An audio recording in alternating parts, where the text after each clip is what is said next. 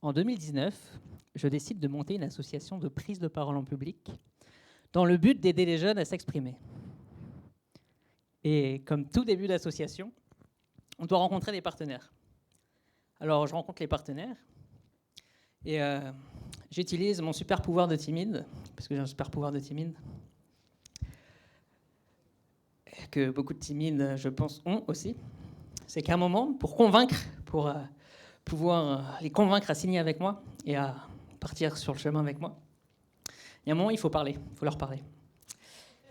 Ouais, c'est logique. Donc j'utilise ce super pouvoir qui est que je ne regarde absolument pas dans les yeux. Soit je regarde par terre, soit je regarde en haut, à gauche, à droite, ça dépend de la position. Je bafouille, très important, on bafouille et on n'articule pas. Comme ça, on ne se fait pas entendre, c'est super important ça aussi. Et enfin, la dernière, c'est la posture. J'ai une posture recroquevillée sur moi, en fait. Je me mets comme ça. Et donc, c'est super pour convaincre des partenaires. Non, je rigole, il ne faut pas du tout faire ça. Mais c'était tellement important pour moi, je le savais au fond de moi, que même s'ils me disaient non, j'allais quand même le faire. Alors bien sûr, à la fin de l'entretien, j'ai le droit à un « merci, on vous rappellera ». Bien sûr, j'ai compris « merci, mais non merci ». Et oui, soit j'étais complètement fou, soit je me foutais d'eux pour... Mais j'espère être complètement fou. Mais bon, pour que vous compreniez pourquoi j'ai décidé de monter cette association, on va faire un petit retour dans le passé.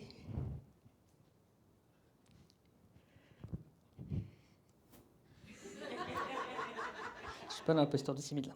Donc timide, manque de confiance en moi, j'ai du mal à m'exprimer, du mal à exprimer les émotions. Je suis dans ma coquille. J'ai du mal aussi à comprendre les logiques sociales, donc en fait, je suis complètement dans ma grotte, quoi. Et donc, qu'est-ce que je peux faire dans ce cas-là? Parce que oui, on me dit aussi, on me colle cette étiquette de timide, je suis timide, je suis timide. Donc si je suis timide, je pense qu'il faut que je règle ce problème. Donc je fais comme toutes ces personnes qui veulent résoudre un problème. Je vais sur Google. Je tape « Comment vaincre sa timidité ?» Et là, je tombe sur la vidéo d'un gars qui dit «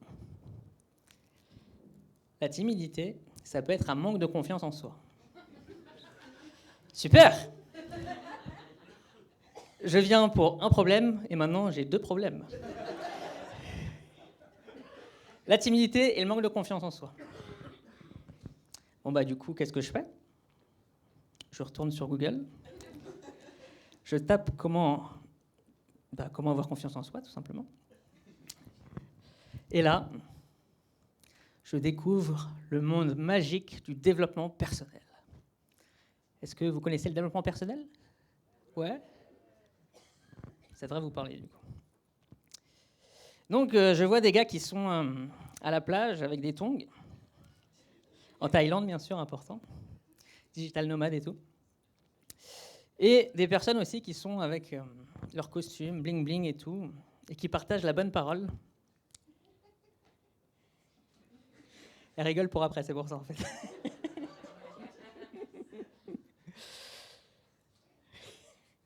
Deviens la meilleure version de toi-même. Waouh! Tu vas pas bien? C'est super. Waouh! Waouh! Je vous crois pas. Mais franchement, ça doit être de la bonne, non? Il y a moyen de me donner le numéro de votre dealer parce que là, je pense qu'il y a moyen de faire quelque chose.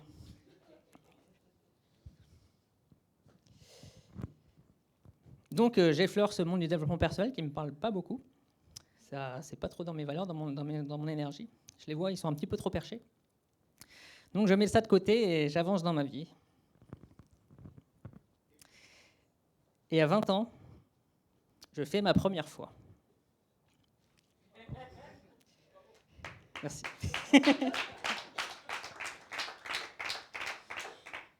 Alors, c'était assez compliqué ma première fois, je dois l'avouer. Ça m'a fait un peu mal. Avec le recul, je me dis que peut-être que j'en avais besoin.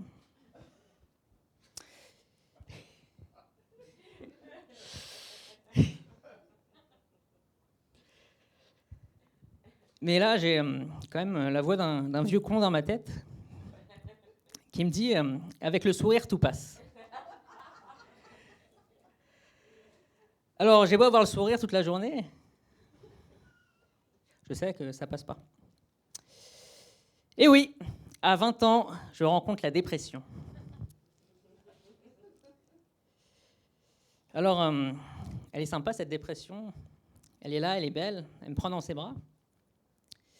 Et elle m'annonce qu'elle se sent bien avec moi, qu'elle a envie de passer toute sa vie avec moi, quoi. Et moi, je suis un peu gêné parce que, à la base, j'avais signé que pour quelques missions d'intérim. Et là, elle me propose un CDI.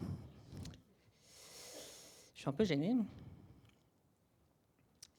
Et un soir, une fois qu'elle va se coucher, parce que oui, ça m'arrive parfois, je la fais endormir avec ma guitare, je joue une chanson. Et une fois qu'elle dort, cette dépression, je décide de la tromper. Et oui, je suis dans mon lit.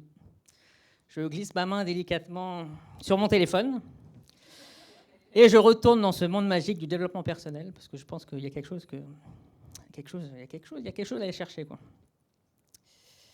Donc je me forme, je vais à des conférences, à des séminaires, des conférences sur la confiance en soi notamment. Et là, je découvre des trucs super cool, des trucs basiques mais super cool. Et au même moment, je passe le BAFA pour devenir animateur dans des colonies de vacances. Et je m'exprime par le jeu, en fait. Je me découvre en moi. Je me découvre, en fait, le jeu. Il me fait, waouh, tout ce que j'apprends dans le développement personnel, les choses basiques, le fait qu'il n'y a pas de problème, il n'y a que des solutions. Ça vous parle, ça? Qu'il n'y a pas d'échec, il n'y a que des tentatives. Soit on gagne, soit on apprend, de Nelson Mandela. Et j'ai envie de le partager, du coup, à ces jeunes. Je me dis, mais c'est trop bête de ne pas apprendre ça au collège ou au lycée. Donc, je décide de faire le tour de la France et de partager dans des ateliers sur la confiance en soi autour des jeunes. Donc, je partage tout ça. Et ça touche certains jeunes qui viennent me voir à la fin et ils me remercient. Merci pour tout ce que tu as partagé, ça m'a vraiment appris. Et à la fin de ma tournée, je décide de continuer ce chemin vers la parole. Et je fais des interviews pour aller voir des personnes qui réussissent. Parce que je me demande, mais comment est-ce qu'ils ont fait, eux, pour réussir? Parce que, ouais, ils sont là, moi, je suis là. C'est quoi le secret de la réussite, en fait? Est-ce qu'il y a des échecs? Dis-moi tout, quoi. Donc, je rencontre des gens, des entrepreneurs, je rencontre des personnes qui montent des entreprises, des personnes qui créent des associations, des artistes, des musiciens. Et là, franchement, il y a un goût de barbe à papa dans ma bouche, parce que tout ce qu'ils disent, c'est vraiment fort, quoi.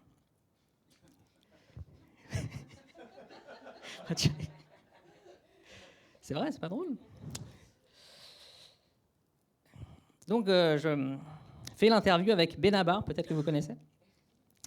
Et je me rends compte que même lui, il n'a pas confiance en lui, quoi. Même lui, avant de monter sur scène, il a la trouille, quoi.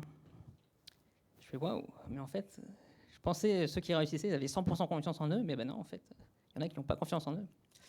Et je parle aussi, j'interviewe Michael Youn, peut-être que vous connaissez dans la salle. Et pareil, il me dit, j'ai pas confiance en moi, mais je compense par le travail. Je fais, toi, t'as pas confiance en toi, et ok, d'accord. Ok. Je découvre d'autres pépites aussi, que je vous inviterai à aller voir, à aller écouter par la suite. Le podcast s'appelle La Vraie Liberté.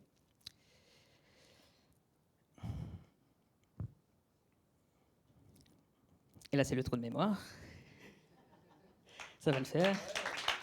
Je vais boire de l'eau. Tu es là.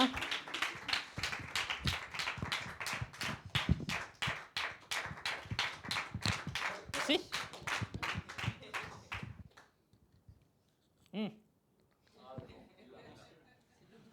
C'est bon. Merci, l'eau. Tout était dans l'eau. Et oui, et je rencontre une personne lors de mes interviews qui s'appelle Eddie Mogno, qui est l'un des protagonistes du film À voix haute, peut-être que vous connaissez. Ça suit le parcours de jeunes en Seine-Saint-Denis. Le programme s'appelle Eloquentia, et ils sont formés à la prise de parole en public, et à la fin, il y a un concours de prise de parole. Et il m'explique que cette antenne, cette association, au fur et à mesure des jours, au fur et à mesure des mois, il y a des antennes qui s'ouvrent à droite à gauche de la France, et à l'international aussi. Et je me dis, avec le recul, en voyant tout mon passé, je dis, mais c'est ça qu'il faut que je fasse, il faut que je monte l'association, quoi. Et donc, je décide de créer l'association. Je me dis, même si je suis timide, c'est logique pour moi de créer une association de prise de parole en public, d'être le président en plus, et d'aller convaincre tous ses partenaires. Et donc là, on arrive au début de la conférence où je suis devant ses partenaires. Et donc, pendant cette association, il y a eu pas mal de péripéties, mais c'est pas le but de la conférence ce soir de vous raconter tout ce qui s'est passé dans cette association. En fait, je vois plus ça comme un chemin, en fait. Le but, c'est peut-être pas la finalité, c'est tout le chemin qu'il y a derrière. Ça va au niveau du temps? Il me reste combien de temps? Je l'ai passé 2 minutes, ok. Cool.